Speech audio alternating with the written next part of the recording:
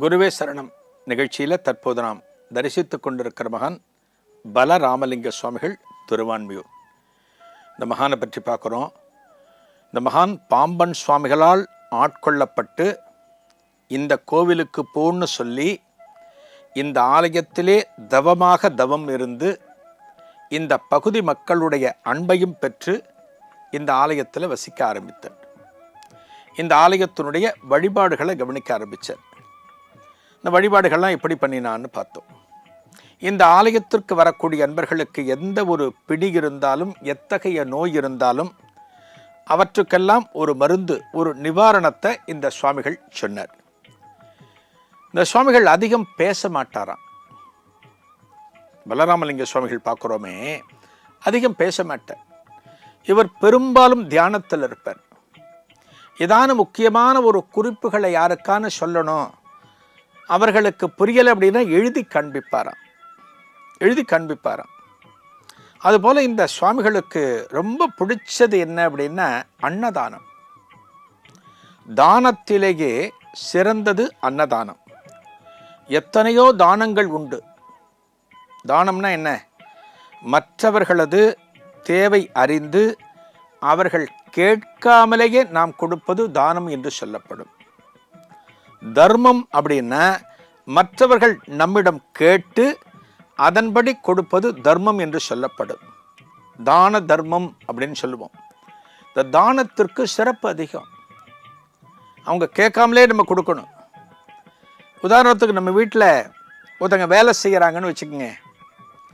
அவங்களோட குழந்தை படிக்குது. அந்த படிக்கிற குழந்தைக்கு கட்டணம் கட்ட முடியல. அவங்க நம்மக்கிட்ட கேட்குறதுக்கு தயங்குறாங்க வேலை செய்கிறவங்க. நாம் விஷயத்தை புரிஞ்சு அவர்களுக்கு அந்த கல்வி கட்டணத்தை கொடுத்தோம் அப்படின்னா அதற்கு பேர் தானம்னு பேர். இந்த தானத்தில் பல தானங்கள் உண்டு. அன்னதானம், கோதானம், வஸ்திரதானம், சொர்ணதானம், பூதானம். பூனா நிலம்னு அர்த்தம், சொர்ணம்னா தங்கம்னு அர்த்தம், கோன்னா பசுன்னு அர்த்தம், வஸ்திரம்னா ஆடைகள்னு அர்த்தம். நிறைய தானங்கள் உண்டு. இவர் என்ன பண்ணுவார்? இங்கே இருந்த காலத்தில் அன்னதானம் பண்ணுவார். இந்த அன்னதானத்தில் பார்த்தீங்கன்னா சுவாமிகள் என்ன பண்ணுவாராம், இந்த சமைக்கிறதுக்குன்னு ஒரு அறை உண்டு. இப்போ கோவிலில் போனீங்கன்னா மடப்பள்ளி அப்படின்னு சொல்லுவாங்க. எப்படி நம்ம வீட்டில் சமையல் அறைன்னு சொல்கிறோம், கோவிலில் பார்த்தீங்கன்னா மடப்பள்ளி.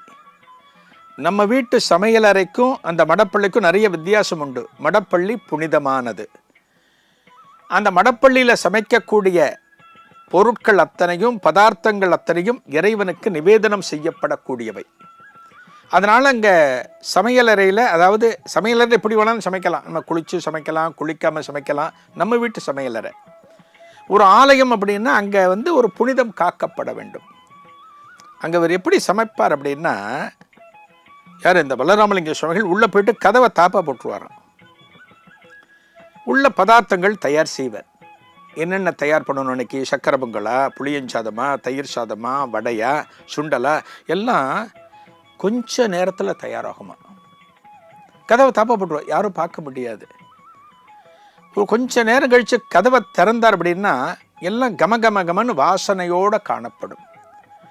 என்னடா அது, சுவாமிகள் உள்ளே போனார், கதவை தாப்பா போட்டார், கொஞ்ச நேரம்தான் ஆச்சு, இத்தனை சீக்கிரமாக இத்தனை பதார்த்தங்களை சுவாமிகள் தயார் பண்ணிட்டாரான்னு ஆச்சரியமாக பார்ப்பாங்களாம்.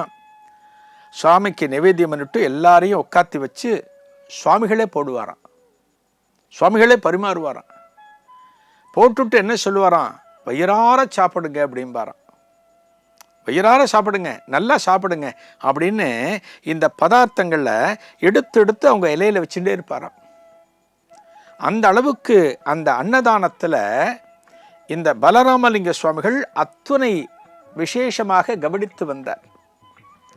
சுவாமி ஒரு கோவிலுக்கு நம்ம போகிறோம் அப்படின்னாலே அந்த ஆலயத்தில் விசேஷ காலங்களில், திருவிழா நாட்களில் அன்னதானம் நம்ம பார்க்குறோம்.